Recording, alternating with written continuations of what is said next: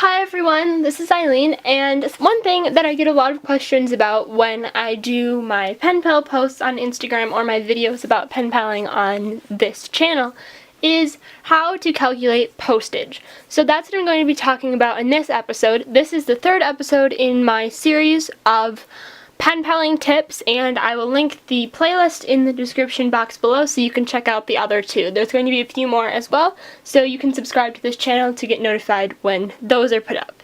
So let's get started. Where I live in the US, our postal service makes several types of stamps, and the ones I'm showing right now are forever stamps, which means even if the price of stamps goes up or down, you can use these stamps because the value it works for just mailing a standard size letter anywhere in the country, up to an ounce. Now, if you have letters that weigh more than an ounce, we'll get into that later.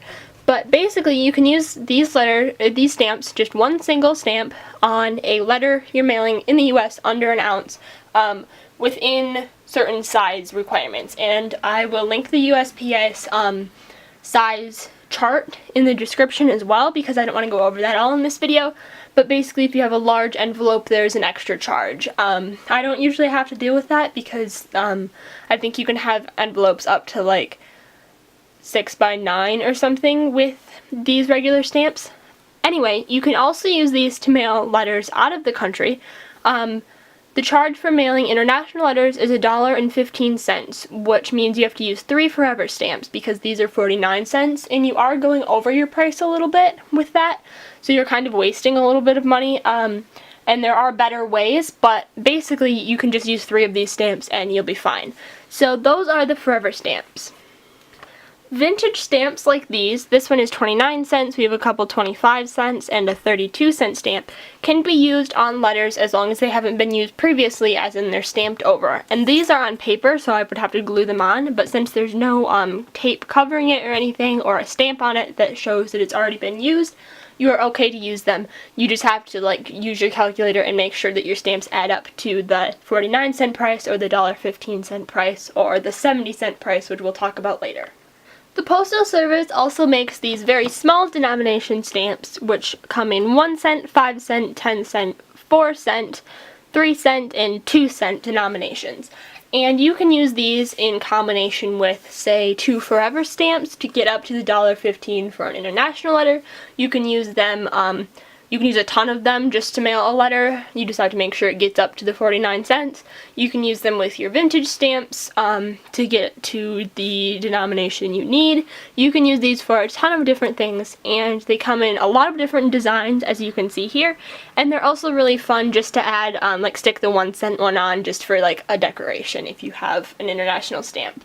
One other thing that I wanted to talk about was the international stamps. I don't have any with me here, but those cost $1.15, and you can just use those entirely on your international letter, and you have the perfect amount there. So if you don't feel like being creative and trying to figure out which stamps you can use to get up to $1.15, those are the cheapest, most foolproof way to mail your international letter.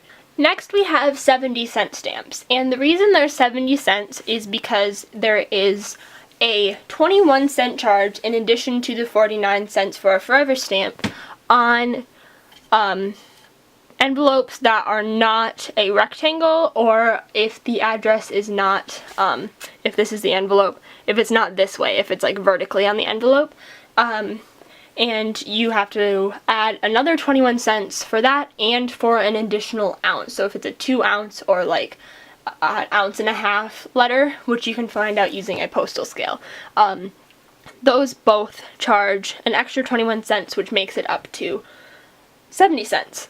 And these are the 2 ounce stamps, and these are the non-machinable stamps. However, you can just stick a non-machinable stamp and write 2 ounce under it, or one of these and write non-machinable under it. You can use them interchangeably as long as you label it. That's the only reason there's 2 kinds, is just so you don't have to label it. One other thing that I wanted to talk about in addition to that is these are the additional ounce stamps, and these come also in a couple other designs. The good thing about these is if you just have a forever stamp, these are 21 cents, so you can just add one of these and use the 2 ounce or the non-machinable, write it under it. So that you can mail 2 ounces or a non-machinable item. By the way, when I say non-machinable, I know I haven't been very clear about that. I mean when it is not a rectangle, if it's like a fun-shaped envelope, or if it has like ribbons or something glued onto it and you don't want it through a machine, or if it has the address written vertically on the envelope, or if you have something that causes a bump more than 1/4 of an inch, you have to use this additional ounce / non-machinable way of mailing your letter. The last kind of stamps I have to talk about are postcard stamps, and I have a bunch of these because I just bought them. And these are worth, I believe, like 34 cents or something like that. 30 something around 34. I do know that you can use a forever stamp and 2 of these on an international letter and it will go through just fine. Even if it's like a cent short or whatever, it works. So that's really fun. Basically, you can use any combination of just whatever stamps to get up to an international letter. Even though the point of these is to mail postcards, you can use them in addition, just like you can use, no matter what the stamp's labeled, you can use it on anything to get up to the amount you need, if that makes sense. And I use these a lot on my international letters with a forever stamp, just 2 of these and a forever stamp. So, a few more things I wanted to mention before I end this video. Number 1, if you're sending a letter from the US to Canada or Mexico, it's still $1.15, except for you can send 2 ounces of items with that, since we are in such close proximity to those countries. Second of all, I am going to link the US Postal Service price calculator for international mail in the description, and you can also use it for domestic mail to figure out exactly how much you need for the amount of stuff you're sending, because for international mail, if you're sending like 1.5 ounces or 1 ounce and like 1/4 or something like that, the price is different. It doesn't automatically just go up to 2 ounces.